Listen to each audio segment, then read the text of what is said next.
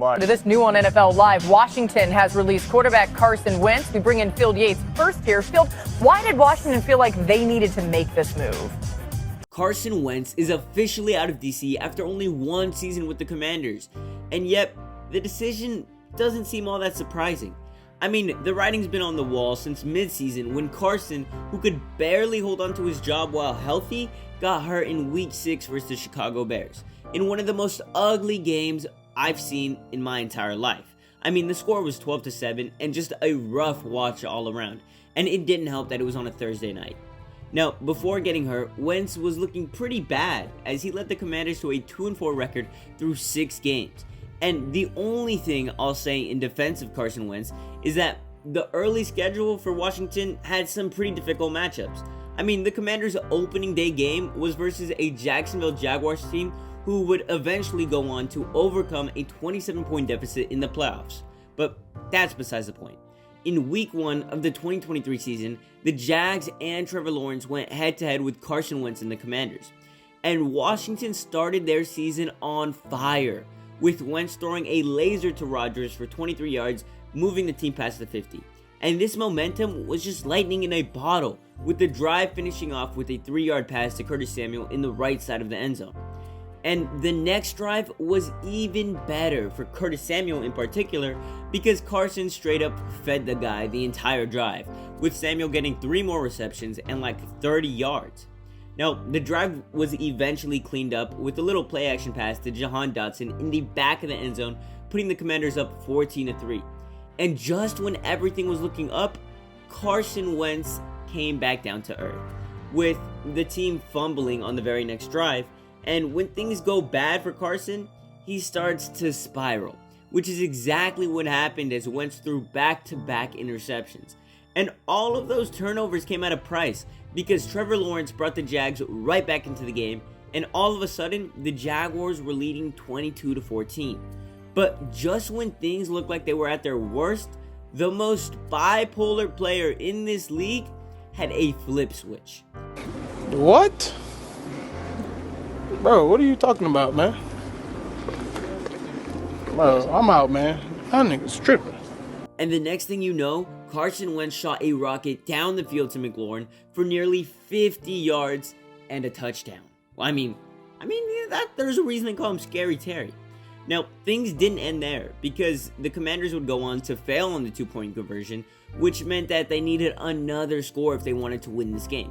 And after a quick 4-and-out, Washington got the ball back and scored again, this time with it being a 24-yarder to Jahan Dotson to give the boys the lead. And that was wraps for Week 1. Now, I went into a deep dive on this game in particular because it shows the kind of player Carson Wentz has become. And I think Pat McAfee put it best when he said this. It's like a real one of these with Carson Wentz. Like, I think his grade of football is really good. But boy, there's a lot of times when you're watching the Carson Wentz experience where you're like, what is the NFL? This isn't high school. Whoa. What are you doing? What are you doing? Oh, you're hurt. Okay. Oh, you're still playing. Can't move. Still trying to do stuff. And then he'll make a play out of nowhere. He'll do it this weekend against the Cowboys. Now, although Carson was able to squeak out a win in Week 1, he didn't get so lucky for the next 4 weeks because the Commanders went on to lose every single game up until the Bears, where he eventually got hurt. But things weren't always like this for Carson, because once upon a time, this same exact guy was an MVP candidate. And if you don't know what I'm talking about, I'm actually referring to Carson's sophomore season back in 2017, where Wentz played in only 13 games, yet he was still able to put up 33 touchdowns and 3,200 yards. And to put that into perspective for you, the man who won MVP that year only threw for 32 touchdowns, yet he played in 16 games. And what some of you might be asking is that if Carson Wentz has such a great season, why has he been on 3 different teams in 3 years? And to that, I say, just watch this video. Wentz to his right. Flag is down, and Wentz in for the touchdown, but a flag thrown. We'll see if it's coming back. Well, nobody wants to see this. Carson Wentz is going off to get looked at in the locker room. We'll show you the hit again. You'll get a better idea of what he went through. He's a big-bodied quarterback, a big target. He got hit hard. First, we'll show you what happened to Wentz, and watch his legs and his body just fold. And since that injury, I don't want to say that he peaked or lost his talent, because all the tools, skills, and knowledge to succeed are still in him. It's just that the one thing I'd say he has lost has been his consistency, because for the last 5 years, we've seen small glimpses of the MVP Carson Wentz, especially those first 2 years after the injury. I mean, there was still hope that Wentz was going to bounce back, and he almost did in 2018.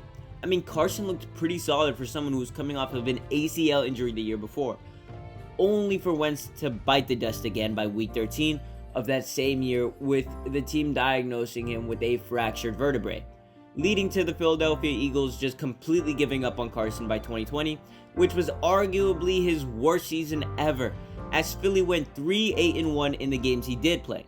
Now, I know wins and losses shouldn't be a QB stat, but when the quarterback throws 15 interceptions in 12 games, I'm pretty sure that the QB had a lot to do with how those games went. Plus, his completion percentage dipped below 60 for the first time ever, so he wasn't even that accurate. And Carson's play was so bad that they just shipped a former MVP right out of town for almost nothing. And it didn't help that the Eagles had Jalen Hurts waiting in the wings to take over, which he absolutely has. I mean, Hurts is so good, probably the right move. Leading to Wentz playing for the Indianapolis Colts in 2021, where all the Carson Wentz fans still held out some hope for the guy. But if you watched any of the games that season, Carson played terribly. I mean, yes, he did have a lot less turnovers. It's just that the offensive production wasn't there anymore. And the wildest part about that season for Carson is that he had so much talent on his team. I mean, the defense for the Colts that year was so good, it was a Super Bowl worthy defense. Yet, Indianapolis still went 9-8 because Carson was just holding the team back. I mean, just imagine how good that Colts team could have been if they still had Andrew Luck under center. Now, this all builds up to Wentz being traded to the Commanders, which was his third team in 3 years. And that brings this video full circle. Now, do I think Carson's career is over? No, not yet. Sure, things have gotten bad, but I believe that the worst is behind him. Now, does Carson deserve another starting job right now? No, absolutely not. But I think he could be a great backup for the next few years and eventually make himself relevant. Honestly, I would argue that Carson Wentz is the Derrick Rose of the NFL if Rose got injured towards the end of his MVP season.